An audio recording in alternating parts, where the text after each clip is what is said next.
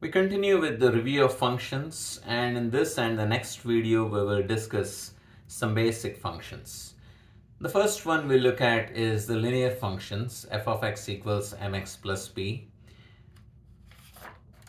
We spend a great deal of time in algebra studying linear functions, and what we know is they have degree 1, so it's mx to the 1 plus b, and m is the number which is the slope and b is the y-intercept.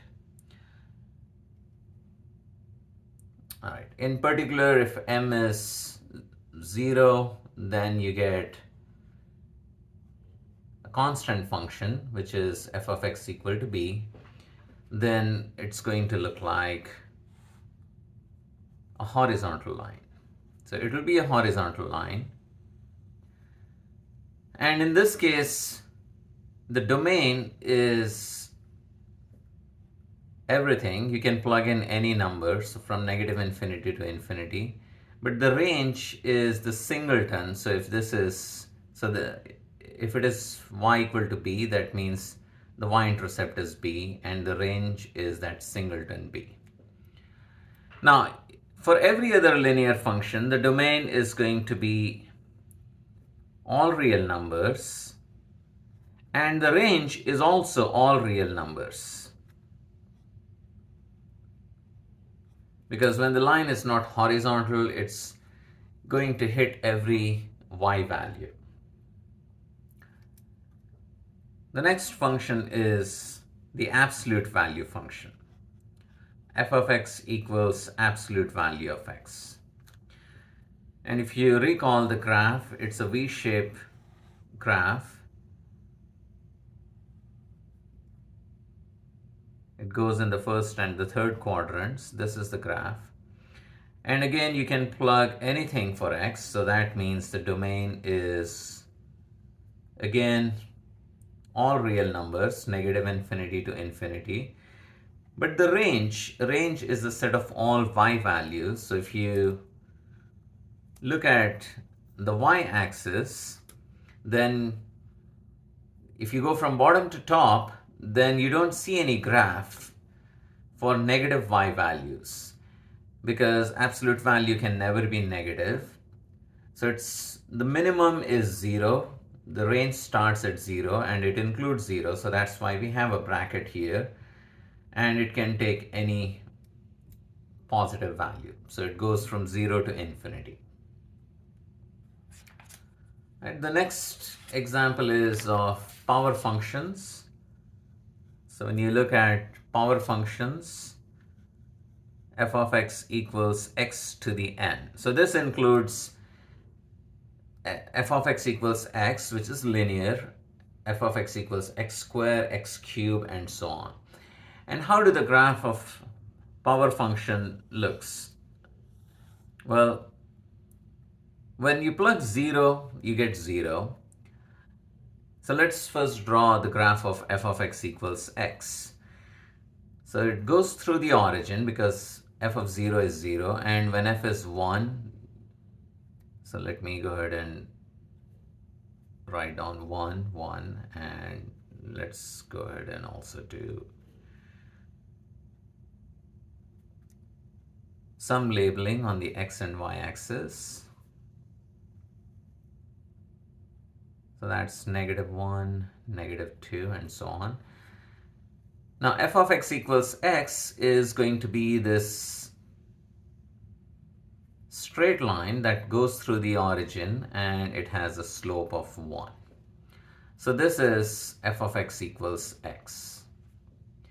Now if n is equal to 2, then I have f of x equals x squared, and that graph we know is a parabola that again goes through this point.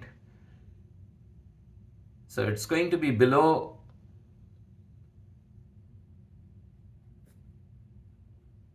this line until x is equal to 1. And it's by symmetry, I can get the graph on this side as well. So it's going to be a parabola. So this is f of x equals x squared. Now what happens if you take x cubed? Well, x cubed, again that passes through the origin and this point 1 1. So this is the point 1 1. But it's going to be even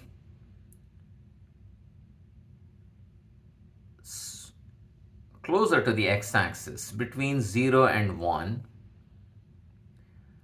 But beyond that, it's going to increase steeply. So this is the graph of x cubed. And x cubed graph goes into the third quadrant as well. And it goes through this point, negative 1, 1. So this is f of x equals x cubed. You can write it here.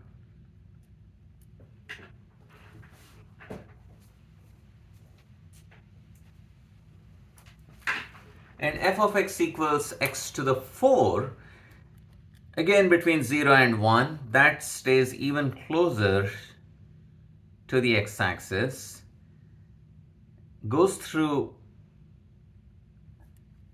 the 1 comma 1, and then it's even steeper. And you see the same pattern in the second quadrant.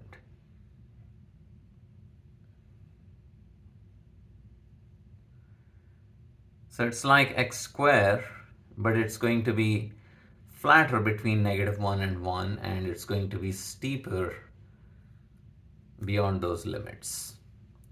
And similarly, you can imagine f of x equals x to the 5 to stay even closer to the x-axis between 0 and 1, and then steeper after that point.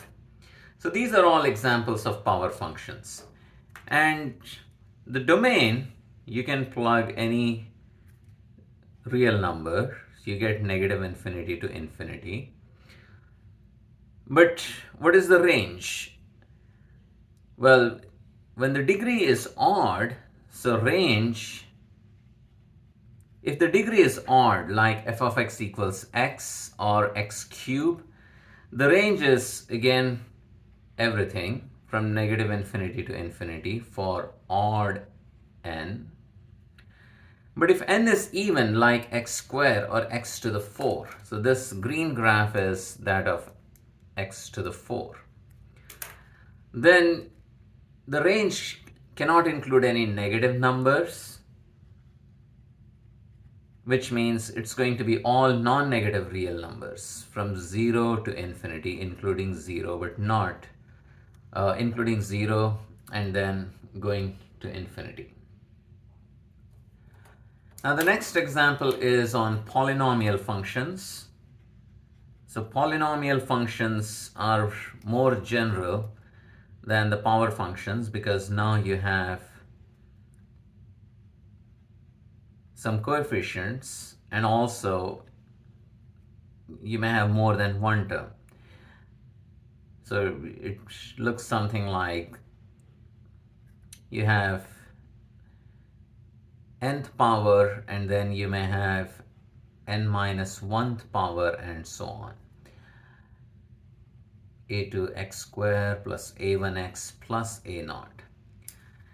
Now in general, it's hard to tell what the range of any polynomial function is, but the domain is again negative infinity to infinity. You can plug any real number you want and you will get a number for your answer. Now depending on the kind of polynomial we have, the range will be different for different polynomials. And we will require calculus in order to figure out the actual range. So what's nice about all the polynomial functions is they look something like this. Their graphs are smooth and they are defined for all real numbers. So maybe this is the graph of some polynomial function. But in general, it's hard to tell what the least value it takes without calculus. So we don't talk about range right now. As of yet, we don't have those tools, but after calculus, you'll be able to figure out what that lowest point is for every polynomial function. And then we talk about rational functions. So rational functions are one polynomial over another, rational functions. And they look like you're dividing one polynomial by another polynomial. So let me write down, this is in general a polynomial plus a naught, and then the denominator is also a polynomial and not necessarily of the same degree. So let's say this is of degree m. I can say b m minus 1 x to the m minus 1, and not a2, b2 x squared plus b1x plus b naught. Now for rational functions, we have to worry about when the denominator is going to be 0. Because if the denominator is 0, that number is undefined. We can't have 0 in the denominator. So for rational functions, then the domain is going to be all those x values,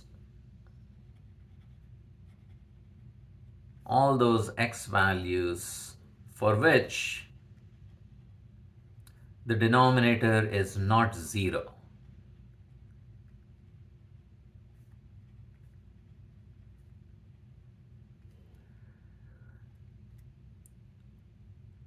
So if I look at an example, f of x equal to, I can put some numerator, say 3x minus 7 over x plus 5.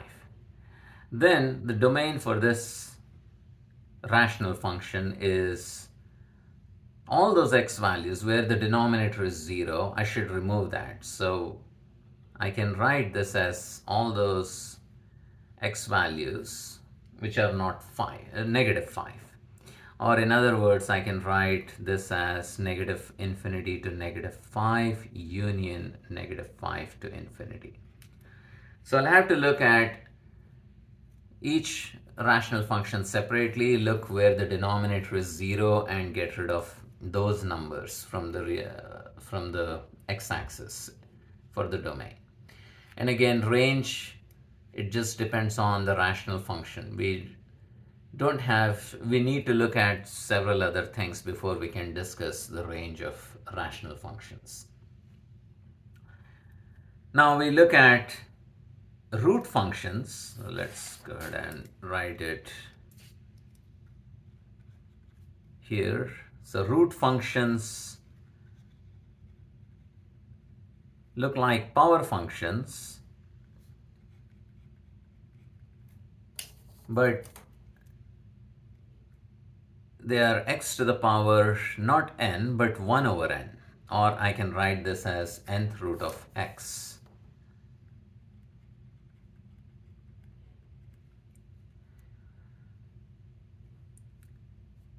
Now in general, how does the graph of a root function look? Well, I can write down the graph of square root function. So square root function looks like half of a parabola.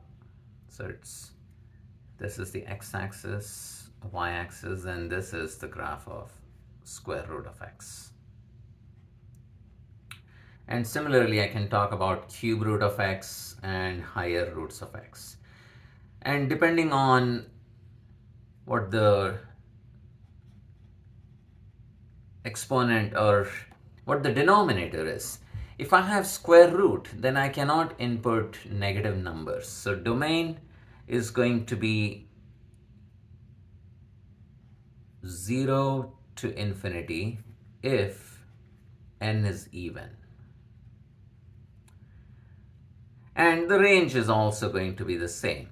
Range is also going to be 0 to infinity if n is even.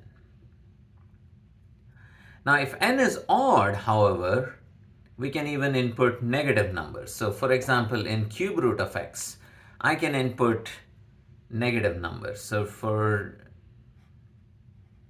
this is going to be negative infinity to infinity if n is odd, and so is the range is negative infinity to infinity if n is odd.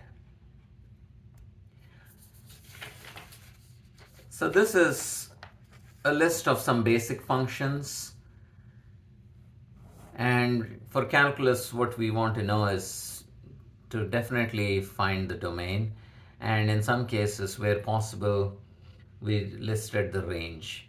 And these functions are called algebraic functions because we are getting those functions by doing algebraic operations like adding, subtracting, multiplying, dividing, and taking roots.